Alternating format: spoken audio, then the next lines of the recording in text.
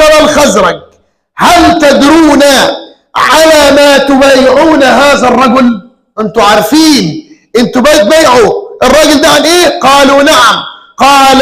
قال انكم تبايعونه على حرب الاحمر والاسود، فان كنتم ترون انكم اذا نهكت اموالكم وسلبت نساؤكم وقتل اشرافكم ان هذا مصيبه وانكم ستسلموه بسبب ذلك، فمن الان فاتركوه، ولكن اعلموا ان تركتموه فانه والله خزي الدنيا والاخره.